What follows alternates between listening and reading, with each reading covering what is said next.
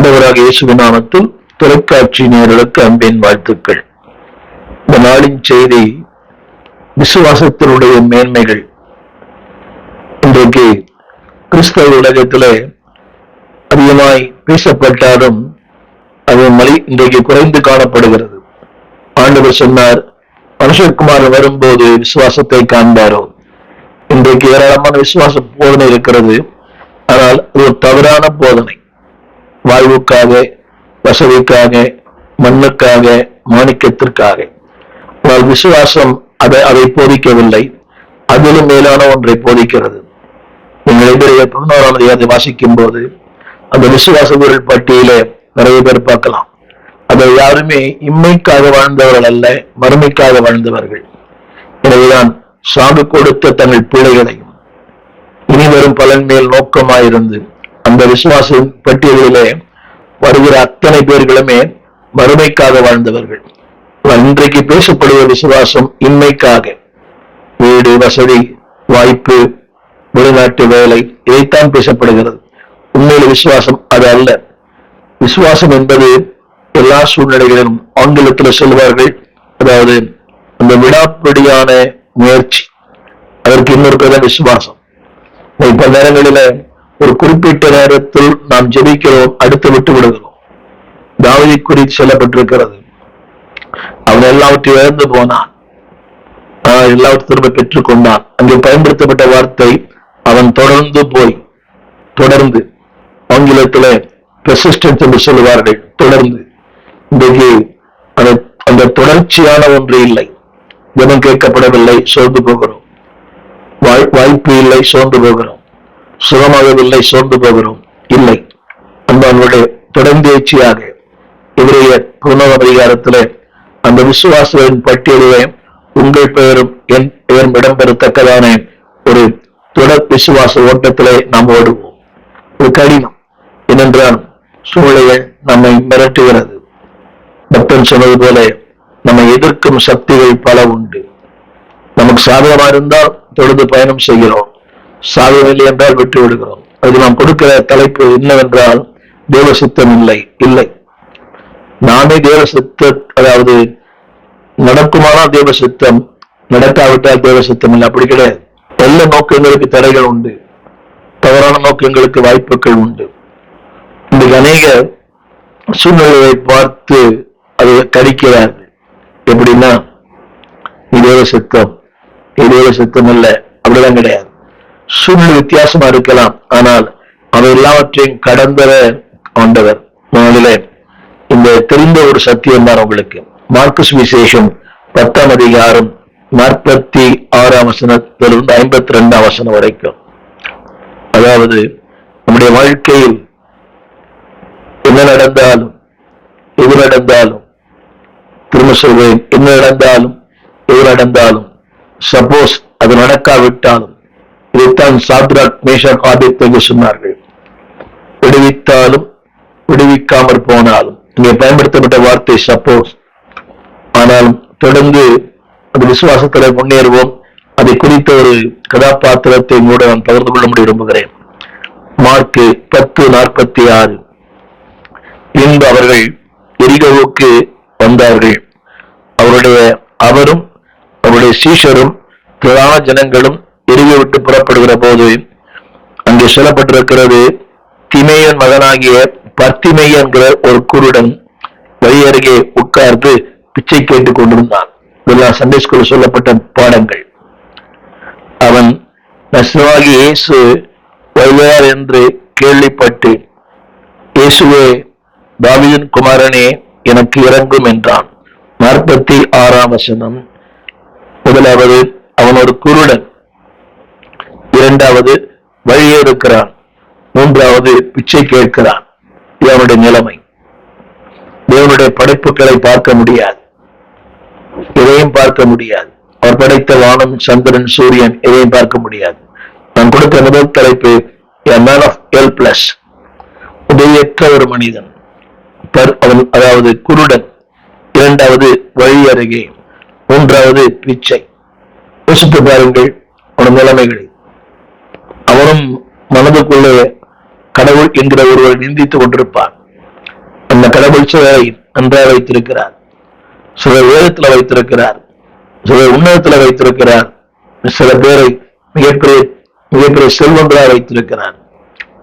முதல் குறிப்பு, பார்வை இல்லை. எத்தனை பெரிய மனத்தாங்கள், அது ஒரு நாள் இல்லாமதான் அது உள்ளவங்கதான் அந்த வேதனை தெரியும்.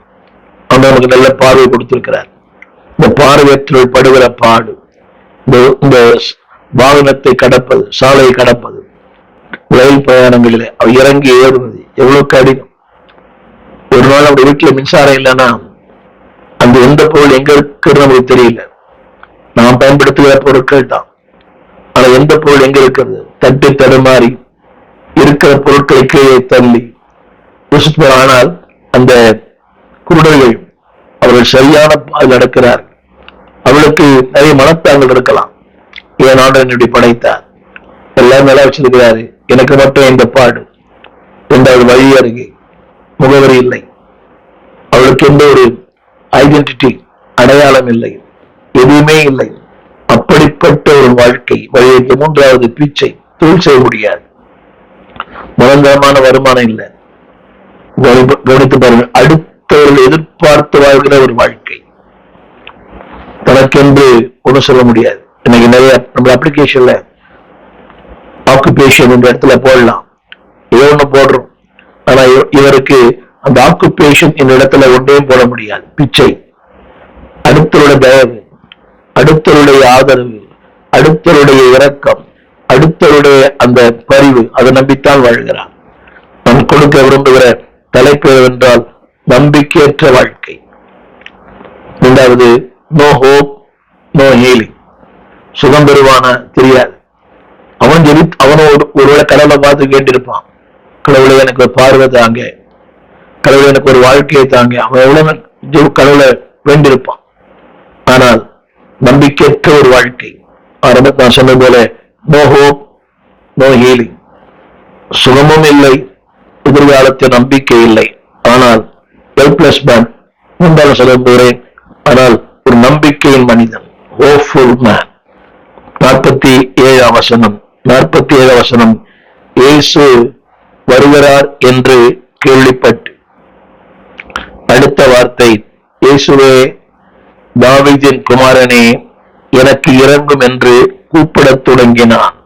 அவங்களுக்கு தெரியும், அந்த அளவுல எங்கே கேட்டிருப்பான்.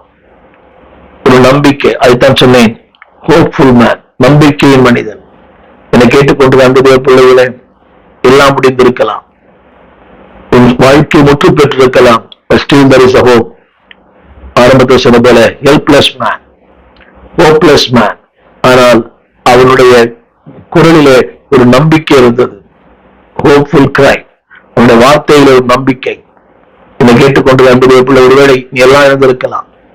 உறவுகளால், சொந்தங்களால் சுகத்தை இழந்திருக்கலாம், பணத்தை இழந்திருக்கலாம், வாழ்க்கை இழந்திருக்கலாம், ஒரு அடையாளத்தை இழந்திருக்கலாம். ஆனால் நம்பிக்கை விட்டுறாதீங்க.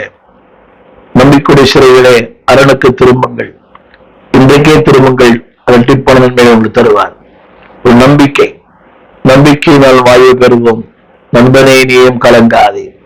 அந்த மனிதனுடைய அந்த வார்த்தையில ஒரு உறுதி இருந்தது. அந்த வசனம் சொல்லுகிறது, கவனிங்கள், நினைக்கிறேன் ஒரு மிகப்பெரிய ஜப வீரனாக இருந்திருப்பான். அந்த வார்த்தை கேளுங்கள். கேள்விப்பட்டான், இரண்டாவது இயேசுவே என்றான், சரித்திரத்தின் நாயகனை சொன்னான், தாவீதின் குமாரனை என்றான், இறங்கும் என்று கூப்பிடத் தொடங்கினான். பல நேரங்களில் நம்முடைய ஜப வாழ்க்கையில சோறுகள் வரும்போது, சலிப்புக்கள் வரும்போது, ஏமாற்றங்கள் வரும்போது ஜபமே வரமாட்டேங்குது. இன்னைக்கு ஜபத்தை நடத்துகிற பலரை பார்க்கும், திடீர்னு சொல்ல தொடங்கின உடனே தலை கூப்புற, தலை கவிழ்ந்து ஏதோ சிந்தனை. அதுக்கு பல காரணம் சொல்றாங்க.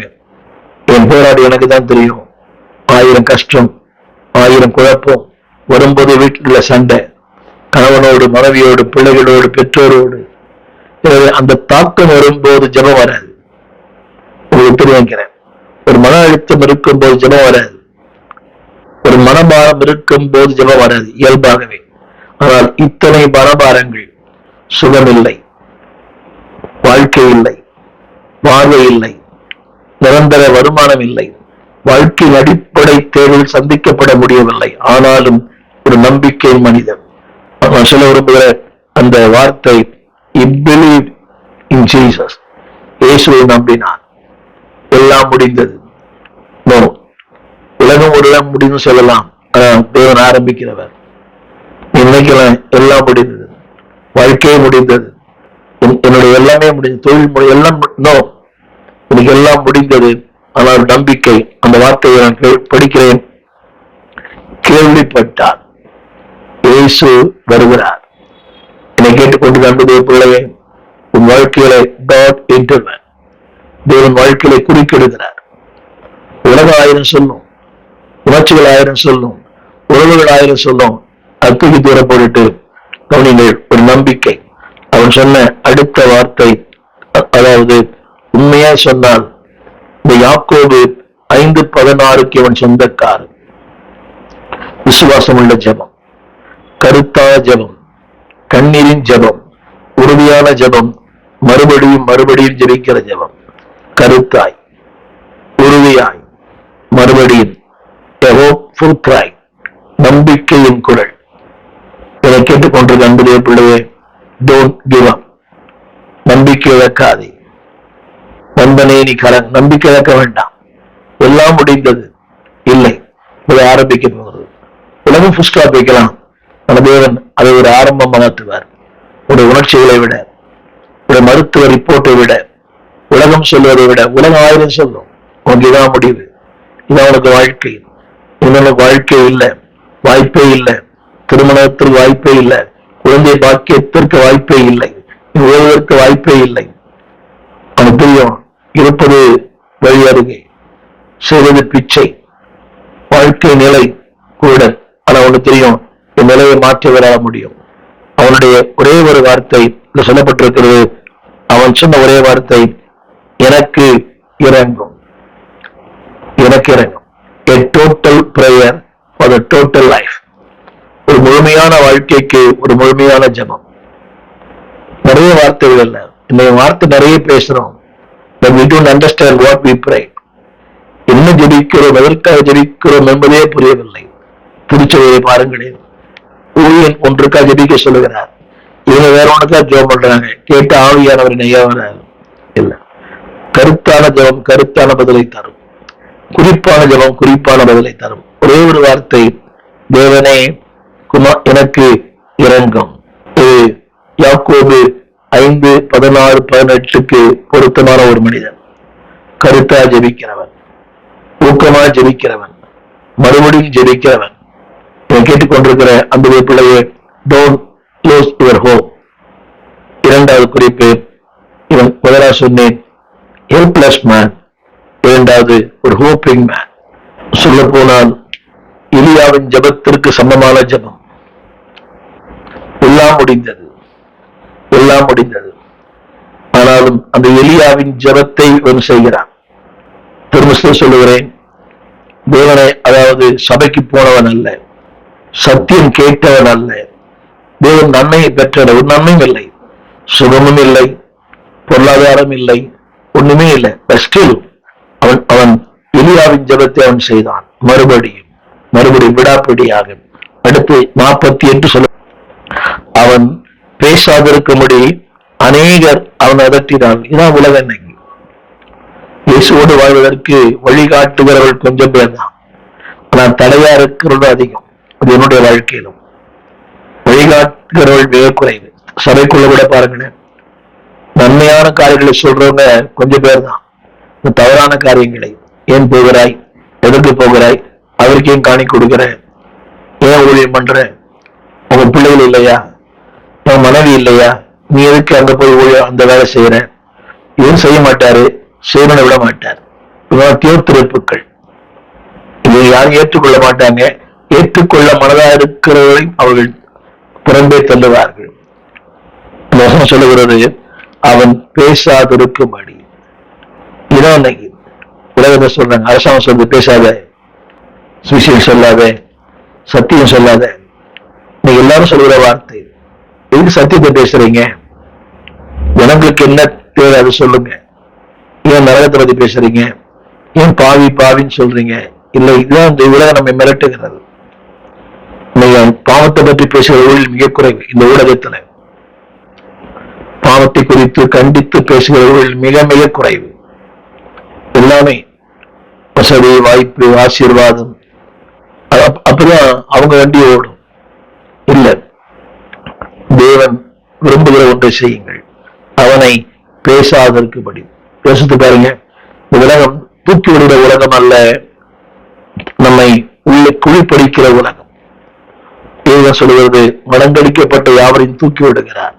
ஆனா உலகம் இன்னைக்கு நம்ம கீழே தள்ளத்தான் பார்க்குது. கொஞ்சம் கிருபை இருந்தா, உனக்கு என்ன கிருபை இருக்குது? உன் தகுதி இருக்குதா பாடுறதுக்கு? உன் பிரசவன தகுதி இருக்குதா? நீ மேல நிற்க தகுதி இருக்குதா? யாருக்கு எந்த தகுதியும் இல்லை. இந்த உலகத்துல பேசுவதற்கு எனக்கு எந்த தகுதியும் இல்லை. தகுதியற்ற நம்மை தகுதிப்படுத்துகிறார். அவ்வளவுதான். ஒரே ஒரு வார்த்தை, அவருடைய இரக்கம், அவருடைய தயவு, அவருடைய காருண்யம். ஜனங்கள் சொன்னார்கள், அவனை அதட்டினார்கள். அவனோ, இந்த வார்த்தையை கோடிட்டு காட்ட விரும்புகிறேன், அவனோ, அதாவது எனக்கு இறங்கும் என்று முன்னிலும் அதிகமாய் கூப்பிட்டார். நம்பிக்கை. என்னை கேட்டுக்கொண்டிருக்கிற அன்பு தேவ பிள்ளையே, உலகம், உறவுகள் எல்லாம் உனக்கு எதிராக இருக்கலாம். சுற்றத்தாரும் பற்றுள்ளோரும் எல்லாரும் உனக்கு எதிராக இருக்கலாம். ஆனா ஒரு நாள் வரும், அவர்கள் உன்னை புரிந்து கொள்ளுவார்கள்.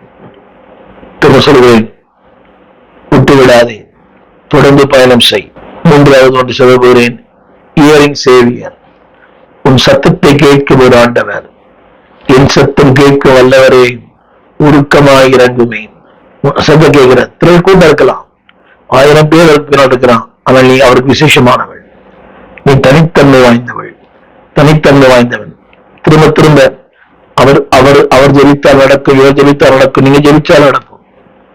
நமது தொலைபேசிக்கு நம்பர் போட்டிருக்கணும். அது எதுக்குன்னா, அறியாத மக்களுக்காக, இயேசு அறியாத தெரியாத பிற மதத்தை சார்ந்த மக்களுக்காக ஜெபிக்க பிரார்த்தனைக்காக போட்டிருக்கிறோம். அது அறிந்த உங்களுக்காக அல்லது. நீங்க ஜோங்களாலும் கேட்பாரு. அது ஒரு மூட பழக்கம். அவருக்கு ஜெபிக்க வேண்டும், அவர் ஜெபித்தால் கேட்பார். உண்மைதான். உங்களுடைய ஜெபத்தை கேட்கிறார், உங்க ஜெபத்தையே கர்த்தர் கேட்பார். உங்க ஜெபத்தை நீங்க நம்புங்க.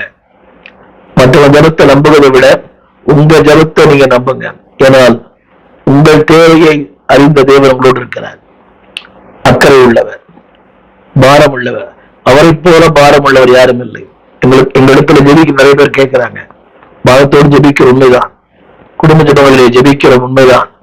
அதிகார ஜெபத்துல ஜெபிக்கிறோம் உண்மைதான். ஆனாலும் அதாவது உங்கள் ஜெபம் மேலானது. 1000 பேர் ஜெபிப்பதை விட நீங்க ஜெபம் பண்ணுங்க. சொல்கிறது, அவன் அதிகமாய் கூப்பிட்டான். அவனுக்காக பரிந்து பேச ஆட்கள் இல்லை. வசனம் சொல்லுகிறது, அவனை அதட்டினார்கள். இதான் உலகம். நன்மை செய்ய மாட்டாங்க, செய்யறவனையும் செய்ய விட மாட்டாங்க. ஊழியம் பண்ண மாட்டாங்க, ஊழியம் பண்றவனையும் பண்ண விட மாட்டாங்க. உலகத்துல பாருங்களேன், ஊழியம் செய்கிற எத்தனை பேரை குறித்து வசை மாறி, அவங்களுக்கு ஊழியத்துக்கு சம்பந்தமே இல்லை. ஊழியம் என்னன்னே தெரியாது. ஊழியம் வந்து பாடுகள், போராட்டம், பிரச்சனை, கண்ணீர், அவமானம், நிந்தை, பரியாசம். நினைக்கலாம் ஏதோ நம்ம தொலைக்காட்சியில் பேசுகிறோம். இல்லை, 1000 போராட்டங்கள், காணப்படுகிற காணக்கூடாத, உள்ளான வெளியான, எதிர்கொள்ளக்கூடாத இத்தனை போராட்டங்கள் உண்டு ஒரு ஊழியனுக்கு. பல முனை தாக்குதல், பல முறை தாக்குதல், இத்தனையும் சகித்துத்தான் ஒரு ஊழியன் ஊழியம் செய்கிறான். உலகம் அதட்டலாம், நிறைய சொல்லலாம் அவங்களை பற்றி. Don't listen. அதற்கு முக்கியத்துவம் கொடுக்காதீங்க. அவன் சொல்ற வார்த்தையில நீ கேட்டீங்கன்னா வாழ்க்கை ஒண்ணு இல்லாம போயிடும்.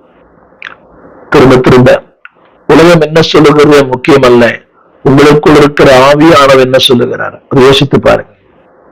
உங்களுக்குள்ளே வாசம் பண்ணும் ஆவியானவரே, அவர் உன்னோடு பேசுவார். உலகம் பாராட்ட இருக்கலாம், உலகம் யாரையும் பாராட்டுறது இல்லை. அடுத்தவங்களை குறை கண்டுபிடிக்கிற உலகம் இது. குற்றம் கண்டுபிடித்து பெயர் வாங்குற உலகம். அவங்க செய்த ஜனங்க பாக்குறாங்க. ஒருத்தர் குறை சொல்றாரு இன்னொருத்தரை பத்தி, அடுத்த நிமிஷம் அவருக்கு பார்வையாளர் குவிகிறார்கள். அதையே தொடர்ந்து மக்கள் பாக்குறாங்க. அவர் என்ன சொல்றாரு, அவர் என்ன சொல்றாரு. அவரை பற்றி சொல்லுகிற உலகம் நாளைக்கு உங்களை பற்றியே சொல்லணும். Don't watch, don't listen. அந்த எண்ணிக்கை கூட்டாதிருங்கள். உங்களுடைய செய்தி வரும்போது பிளாக் பண்ணுங்க, இல்ல ஜம்ப் பண்ணுங்க. ஒரு முறை கேட்டீங்கன்னா அடுத்து கேட்க தோணும். எப்பவுமே அடுத்தருடைய குறைவு நமக்கு ஒரு மன நிறைவு வேண்டாம். அடுத்தருடைய குறைவு நமக்கு ஒரு அதே நிலைமை உண்டாகும். அடுத்தருடைய குறைவை கேட்க ஒரு மன நிறைவு. பரவாயில்ல, அவர் இப்படிதான் இருக்கிறார்.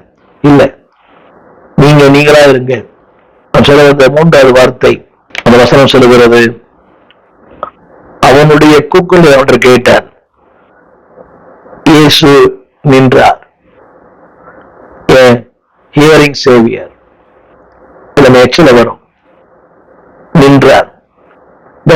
தகுதி பார்க்கல, அந்தஸ்து பார்க்கல, ஜாதி பார்க்கல, நிறம் பார்க்கல, மொழி பார்க்கல. உங்களுக்கு நினைக்கிற நிறைய பேர் இவர் ஜெபித்தால் திரும்ப திரும்ப மிகுந்த தாழ்மையா சொல்லுகிறேன், யார் ஜபத்தையும் நம்பாதீங்க, உங்க ஜபத்தை மட்டும் நம்புங்க. சில வேடிக்கை, அதாவது சில கூடுகையில இரவு 8 மணி வரைக்கும் நிக்கிறாங்க. 1 மணிக்கு மீட்டிங் முடியுது.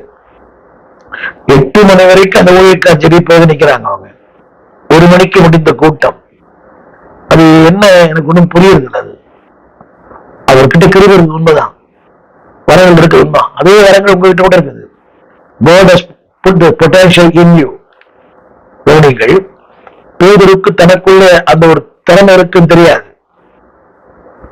தெரியுமா? கடல் மேல் நடக்கிற திறமை தெரியாது. God revealed that. அந்த புயல் காற்று தான் அவனுடைய பொட்டன்ஷியல் வெளிப்படுத்தினது. திரும்ப சொல்கிறேன், the storm reveal his potential. The storm reveal God's power. உங்க இருக்குதுங்க, நீங்க நடக்கலாம். அவன் கேட்ட ஒரே வார்த்தை, நீரையானால் நடக்க உதவி செய்யும். கேளுங்க, கடல் மேல் நடக்கல, யோசம் பொட்டன்ஷியல்.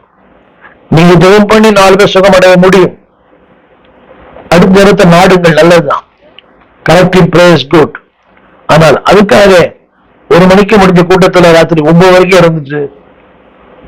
இது என்ன சிறப்பு தரிசனமா? இது வேண்டாம். Don't to it. திரும்ப உங்கள் ஜபத்தை நீங்கள் நம்புங்கள். உங்கள் ஜபத்தை நீங்கள் நம்புங்கள். உங்கள் ஜபத்தை கர்த்தர் கேட்பார். ஒன்றுமில்லாத நிலையிலும் சொல்லுகிறது, இயேசு நின்றார். அடுத்த வார்த்தை, அவனை அழைத்து வர சொன்னார். எத்தனை பேரை தெய்வம் பாருங்க. ஒரு சாதாரண ஒரு முதல் மந்திரிக்கு, ஒரு மந்திரிக்கு எவ்வளவு பாதுகாப்பு. 3 அடுக்கு 5 அடுக்கு. இவர் அவனை அழைத்து வர சொன்னார். உன்னை கண்டவர், உன் சத்தத்தை கேட்டவர், உன்னுடைய நேர்களை அறிந்தவர், உன்னுடைய வாழ்க்கை புரிந்தவர். அவர் சொல்லுகிறார், அவனை அழைத்து வர சொல்லுங்கள். அடுத்த வார்த்தை, அந்த குழுவை அழைத்து ஒரே வார்த்தை சொன்னார், தேவனுக்குள் எழுந்து உன்னை அழைக்கிறார் என்றார்கள். இப்படிப்பட்ட மக்களே எனக்கு தேவை. 2 வித்தியாசமான கூட்டமா இருக்கிறாங்க. people who makes discourage, people who makes encourage. இன்னைக்கு இவனே அதிகமா இந்த டிஸ்கரேஜ் பண்றவே இருக்காங்க. உனக்கு ஊழியம் தெரியாது, உனக்கு அழைப்பு இல்லை, உனக்கு அபிஷேகம் இல்லை, உனக்கு கிருபை இல்லை, உனக்கு எல்லாம் பேச வராது, இப்படி சொல்லாதீங்க யாரையும். நிறைய பேர் நான் பார்த்திருக்கிறேன். உங்களுக்குள்ள இல்லாத ஒண்ணு அவருக்குள்ள இருக்குது. ஒரு சின்ன ஒரு வார்த்தை, தேவனுக்குள் எழுந்து உன்னை அழைக்கிறார். இதான் ஊழியம். ஒடுக்கப்பட்டவர்களுக்கு, ஒன்றும் இல்லாதவர்களுக்கு, நொந்து போனவர்களுக்கு சரி, தேவனுக்குள் யாரையும் காயப்படுத்த வேண்டாம். நீங்களாவது ஒரு முடிவு பெற வேண்டாம். இவர் இவ்வளவுதான் முடியாது, நடக்காது, பாட்டுதான் பாடுறோம். நடக்குமோ நடக்காதோ இல்ல, நிச்சயம் நடக்கும், நிச்சயம் நடக்கும். ஆனா உங்களை தேவன் பயன்படுத்த விரும்புகிறார். கவனிங்கள், அது சொல்லப்பட்ட வார்த்தை, தேவனுக்குள் எழுந்திரு அழைக்கிறார். இந்த வார்த்தையை அவன் கேட்டதே இல்லை. ஒரு அன்பான வார்த்தை, ஒரு ஆறுதலான வார்த்தை, அவன் வாழ்க்கையை உயர்த்தும் வாழ்த்தை. அன்பா பேசுங்க, ஆறுதலா பேசுங்க. நிறைய பேர் பார்க்கிறேன் இன்னைக்கு, words of discouragement, அடுத்தவர்களை தாக்கி பேசுகிற வார்த்தை வேண்டாம். ஊழியக்காரும் பேசுறாரு, ஊழியக்கார அம்மாவும் பேசுறாங்க, மூத்த விசுவாசியும் பேசுறாரு. யாரும் தாக்கி பேசாதீங்க. சொல்லுங்க, தேவனுக்குள் எழுந்திரு ஆண்டவர் உன்னை நேசிக்கிறார். ஒருவேளை அவங்க நீ தெரிஞ்ச அளவுக்கு மோசமான ஆளா கூட இருக்கலாம், முடியாத ஆளா இருக்கலாம், வாழ்க்கையின் எல்லைக்குள் இருக்கலாம். அந்த கள்ளன் பாருங்க, அந்த ஜீவித்த கள்ளன், அவனுக்கு தெரியும் வாழ்க்கை எல்லைக்குள் அவன் இருக்கிறான், அவரும் இருக்கிறார். கவனமா கேட்கணும். அவர் ஒரு குற்றவாளியா தங்குகிறார் ரட்சகர் இயேசு.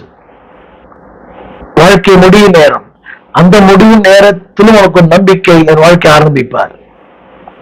புரிந்த ஒரு ஆமேன்னு சொல்லுங்க.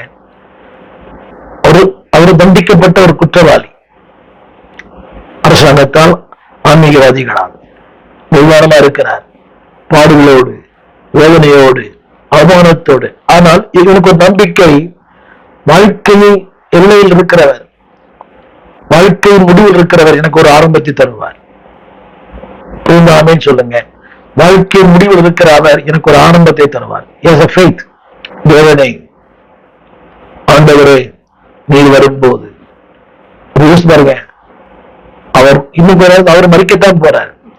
கடைசி சுவாசம், தன் ஜீவனை விட போகிறார். ஆனா அவர் தெரியும், அவர் ஜீவனை விட்டா கூட எனக்கு ஜீவன் தருவார். அவர் வாழ்க்கை முடியும், ஆனா எனக்கு ஒரு வாழ்க்கை ஆரம்பிப்பார். நீர் வரும்போது ராஜ்யத்தில் அடியை நினைத்தருளும். அடுத்த வார்த்தை அவர் சொன்னார், உடனே நீ என்னோடு.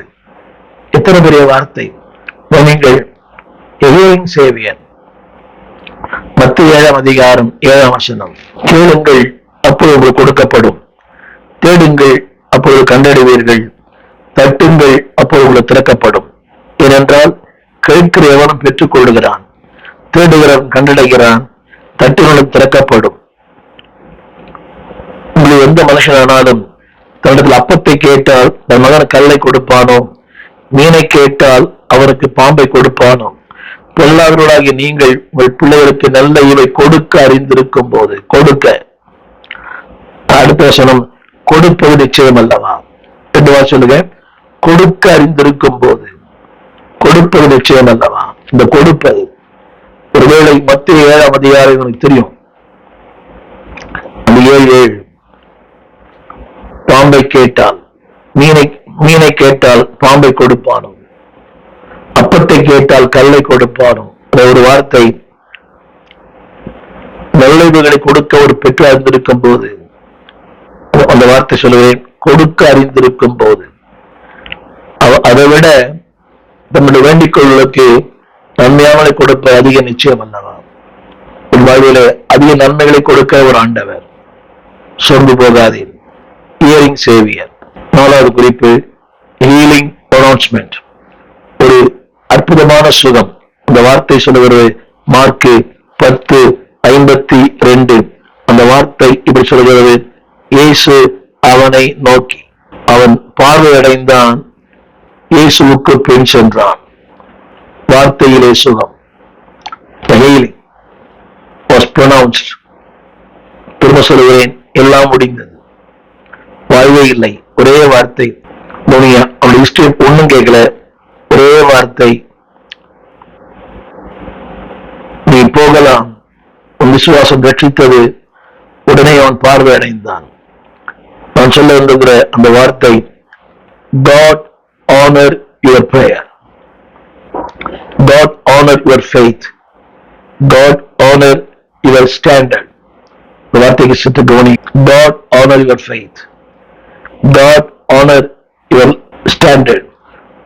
உன் விசுவாசத்தை கனம் பண்ணுகிறார், உன்னை கனம் பண்ணுகிறார், உன் வாழ்க்கையை கனம் பண்ணுகிறார். God honors you. இதுதான் நான் சொன்னேன், a healing, not only healing, God honor you. நினைக்கிறாங்க அவர் ஆனர் பண்ணுவார், இவர் ஆனர் பண்றார், இவர் ஆனர் பண்றார். இன்னைக்கு ஊழியக்காரர்களை மக்கள் தான் கெடுத்துட்டாங்க. வேற வச்சு தூக்கி வச்சு ஒரு பிம்பத்தை ஏற்படுத்திட்டாங்க. நல்லது, ஒரு தேவனால் பயன்படுத்தப்படுகிற பாத்திரம் நல்லது. ஆனா the same God will honor you. அதே தேவன் நீயும் கனத்துக்குரியவன் தான். பார்க்க ரொம்ப கஷ்டமா இருக்குது. இதை பார்க்கும்போது அவங்க பிஸியா தான் இருக்கிறாங்க. ஆனால் அவங்க கனத்துக்குரிய இருக்கிற, அவரை கனத்துக்குரிய வைத்திருக்கிற தேவன் உங்களை கனத்துக்குரிய வைப்பார். ரொம்ப புரிய மாட்டாங்க. திரும்ப யாரை குற்றப்படுத்த விரும்பவில்லை. அவர்களை கனத்துக்குள்ள வைத்த கர்த்தர் உங்களையும் கனத்துக்குள்ள வைப்பார். Don't be cheap. மலிவாக நடந்து கொள்ளாதிருங்கள். சில மக்கள் புரியுதில்லை. கூட்டத்தில் பேசிட்டு வராங்க, ஜோம் பண்ணுங்க ஜோம் பண்ணுங்க ஜோம் பண்ணுங்க, தலைமையில கை வைங்க, செல்ஃபி எடுத்துக்கிறது. திரும்ப சொல்றேன், நான் சொல்ல ஒரு வார்த்தை, அவர்களை கனம் பண்ணி வைத்திருக்கிற தேவன் உங்களையும் கனம் பண்ணுவார். உங்களுக்கு மேல புரியல. God honored this man. அவன் எதை இழந்தானோ திரும்ப பெற்றுக்கொண்டான். எது இழந்தானோ பார்வை இழந்தான், பார்வை பெற்றுக்கொண்டான். மார்க்கு 11:27 திரும்ப வசனம். எவைகளை கேட்பீர்களோ அவைகளை பெற்றுக் கொள்ளுவோம் என்று விசுவாசிங்கள், அவைகள் உங்களுக்கு உண்டாயிருக்கும். எல்லாரும் இன்றைக்கு விசுவாச போரில் பேசுற வார்த்தை. ஆனா இது வேற மாதிரி. எதை கேட்டுக் கொள்ளுவீர்களோ சுகத்தை கேட்டால் சுகத்தை பெறுவீர்கள், வாழ்வை கேட்டால் வாழ்வை பெறுவீர்கள், ஒரு அடையாளத்தை கேட்ட அடையாளத்தை பெறுவீர்கள். God will honor you. நான் சொல்ல அந்த வார்த்தை, God honors you. 1 யோவான் 5:14-15. நாம் எதையாகிலும் அவர் சித்தப்படி கேட்டால் அவர் நமக்கு செய்து கொடுக்கிறார் என்பதே நாம் அவரை பற்றி கொண்டிருக்கிற தைரியம். இந்த வாசல்களின் தைரியம் கேளுங்க. God will give the boldness. The healing has been pronounced. கடைசியாக a happy follower. வசனம் சொல்கிறது 52ஆம் வசனம், அவரை பின்பற்றி சென்றான். அதை போடுறது வழியில் இயேசுவுக்கு பின்பற்றி சென்றான். அதை நான் சற்று மாற்றி சொல்ல விரும்புகிறேன். அவர் வழியில், அவர் பாதையில், அவர் செல்லும் வழியில். நிறைய பேருக்கு வசதி வந்துருச்சு, வாய்ப்பு வந்துருச்சு, உயிர் வந்துருச்சு. They regain everything. He regained the sight. அவன் பார்வை திரும்ப பெற்றான். திரும்ப ஒரு புது வாழ்வு, ஒரு புதிய துவக்கம், ஒரு புதிய ஆரம்பம், ஒரு புதிய மேன்மை. அவர் வழியில் அல்ல, இவன் வழியில். என்னை கேட்டுக்கொண்டு அன்புடைய பிள்ளையே, வசதி வந்திருக்கிறது, வாய்ப்பு வந்திருக்கிறது, மேன்மை வந்திருக்கிறது, சுகம் வந்திருக்கிறது. ஒரு சின்ன கேள்வி, யார் வழியில்? உலகத்தின் வழியிலா? உலகம் மதிக்கிற வழியிலா? நிறைய பேர் அப்படி சொல்றாங்க. இல்லைங்க, நமக்கு ஒரு மதிப்பு வேணும், நமக்கு ஒரு அந்தஸ்து வேணும், அது இந்த கார்ல போனாதான் அந்த மதிப்பு வரும். எவ்வளவு முட்டாள்தனமான வார்த்தை. இப்படிப்பட்ட வீட்டுல இருந்தா தான் மதிப்பு வரும், இப்படிப்பட்ட ஏரியா இருந்தா தான் மக்கள் கனம் பண்ணுவாங்க. இல்லை, கவனிங்கள். வழியருகே இருந்தவன். நான் சொல்ற வார்த்தை அவர் வழியில். வார்த்தை சற்று இணைத்து பாருங்கள். வழியருகே இருந்தவன் இப்போ அவர் வழியில். இதுதான் வாழ்க்கை. வழியருகே இருந்தோம். இன்றைக்கு நமக்குன்னு ஒரு வழி இருக்குது, தெரியும். வினோதுவை பார்வை கிடைத்து விட்டது, வசதி வந்து விட்டது, வாய்ப்புகள் வந்து விட்டது, அந்தஸ்து பெருகிவிட்டது. உங்கள் வழியில் நடக்கலாம். வசனம் சொல்லுவது, அவர் வழியில் நடந்தான். பாட்டெல்லாம் பாடுறோம், காட்டு வழியில் நடப்பேன். சின்ன கேள்வி, உங்க வழியில் நடக்கிறீங்களா இல்ல அவர் வழியில் நடக்கிறீங்களா? உங்கள் போதவர் சொல்லுவாங்க நடக்கிறீங்களா? உங்கள் கணவர் சொல்லுவாங்க நடக்கிறீர்களா? உங்கள் பெற்றோர் சொல்லுவது நடக்கிறீர்களா? ஒரு ஆசிரியர் சொல்லுவது நடக்கிறீங்களா? பெரியவர் சொல்லுவது நடக்கிறீங்களா? யார் நடக்கிறதே இல்லை. ஒரே வார்த்தை, எனக்கு எல்லாம் தெரியும், ஐ கேன் மேனேஜ். அவர் வழியில் திரும்ப திரும்ப பறிந்து போகிறார் தெரியாது. அவர் காட்டும் பாதை, அவர் செல்லும் பாதை மேன்மையானது, மகத்துவமானது. கவனிங்கள். அதனுடைய உள்ளான கருத்து என்னவென்றால் நன்றி உள்ள ஒரு உணர்வு. அவர் வழியில், அவரை பின்பற்றி. நீங்க அந்த நன்றி உணர்வு நிறைய பேருக்கு இல்லை. இந்த வாழ்க்கையை அவர் கொடுத்த பிச்சை, அவர் கொடுத்த மேன்மை, அவர் கொடுத்த உயர்வு. ஒவ்வொரு நாளும் அன்பானவர்களை, ஒரு நாளை தொடங்கி ஒரு நாளை முடிப்பது மிக கடினம். இன்றைக்கு கூட இத்தனை இளம் ஊழியருடைய அந்த மரணத்தினுடைய புகைப்படத்தை பேஸ்புக்ல பார்த்தேன். சின்ன வயதுதான் அவங்களுக்கெல்லாம். துக்கமான ஒன்று. உங்களுக்கு எனக்கும் தேவன் இதை பேசுறதை கேட்க அவர் கொடுத்த ஒரு வாய்ப்பு, இரக்கம், தயவு. It's a bonus. கூலி மட்டும் அல்ல, இட்ஸ் a bonus. இந்த போனஸ் உங்களுக்கு கொடுத்திருக்கிறார். மகிழ்ச்சியோடு செய்யுங்க. அவனுக்குள்ள நன்றி உள்ள இதயம், இரண்டாவது துதிக்கும் வாழ்க்கை. அவர் வழியில் நடந்தான். அவன் இயேசுவுக்கு பின் சென்றான். லூக்கா 18:43. அடுத்து இன்னொரு வார்த்தை பற்றி லூக்கா 40 அவன் பார்வையடைந்து தேவனை மகிமைப்படுத்தினான். He praised the Lord.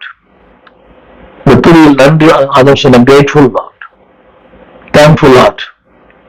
பார்வையடைந்து தேவனை மையப்படுத்தினான். அவருக்கு பின் சென்றான்.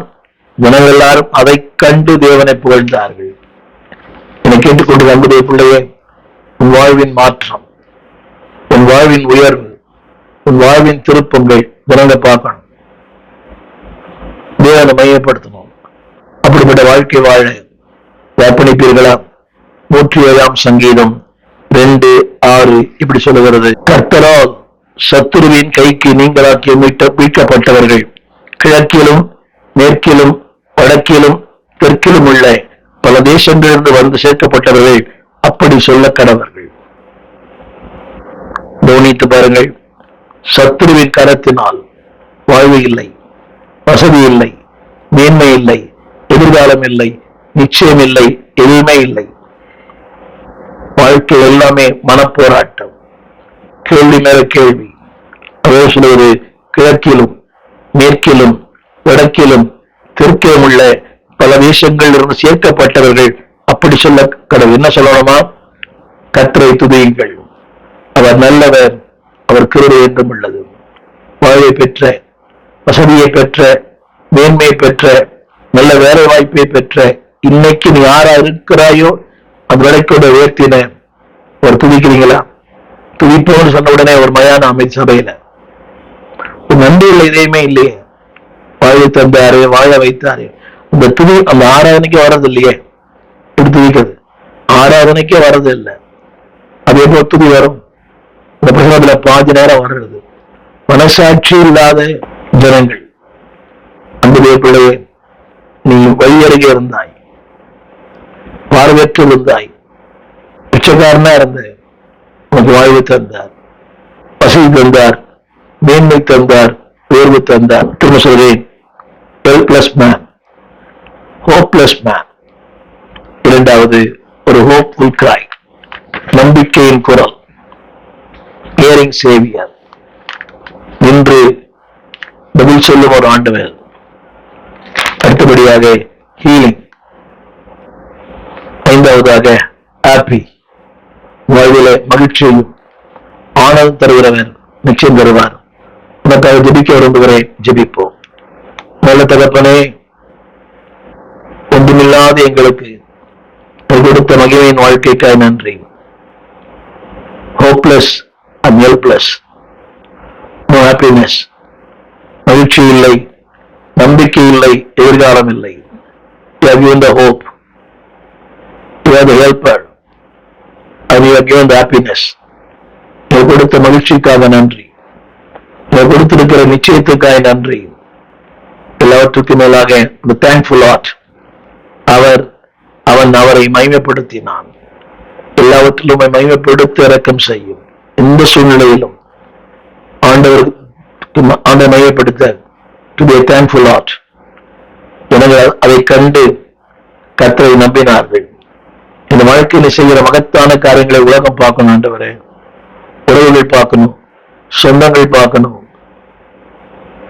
அதை கேட்டு வாழ்க்கை வாழ உதவி செய்யும். ஒன்றுமில்லாத வாழ்க்கையில ஏதோ ஒன்றை மாற்றினீரே. better than the beginning. இந்த முந்தின வாழ்க்கையை விட இந்த வருங்காலம் சிறப்பா இருக்கட்டும். இடத்தை மாற்றினீர், சூழ்நிலையை மாற்றினீர், வாழ்க்கையை மாற்றினீர், எல்லாவற்றையும் மாற்றினீர். வழி அருகே இப்போது உன் வழியில் பார்வையற்றவன், வெளிச்சத்தை பெற்றவன், பிச்சை கேட்கிறது இன்னைக்கு அநேகருக்கு கொடுக்கிற அளவுக்கு அவனை கர்த்தர் மாற்றினீர். எங்களை அப்படியே நடத்தும். அர்ப்பணிக்கிறோம். நன்றியுள்ள இதயத்தை தாரும். 107 சங்கீதத்தை வடிசது போல சத்துருவின் கைக்கு நீங்களாக்கி விடுவித்தீர். காலம் முழுவதும் உமக்கு நாங்கள் நன்றியாய் வாழ எனக்கும் செய்யும். உங்களை பின்பற்ற ஊழியம் செய்ய உமக்கு பிரியமாய் வாழ எங்களுக்கு கிருபை பலனை தாரும். ஆண்டவர் இயேசுவின் நாமத்தில் நல்ல பிதாவே, ஆமென். அன்பானவர்களே, யோசித்து பாரு கடந்த கால வாழ்க்கை. இன்றைக்கு நீங்க யாரா இருக்கிறீங்க? நம்பி விளையை தொடருங்க. 4 பேருக்கு அவரை சொல்லுங்க. உங்களால் பாரதம் தேவனை அறியணும். உங்களால் தேசம் கத்த அறியட்டும். God bless you.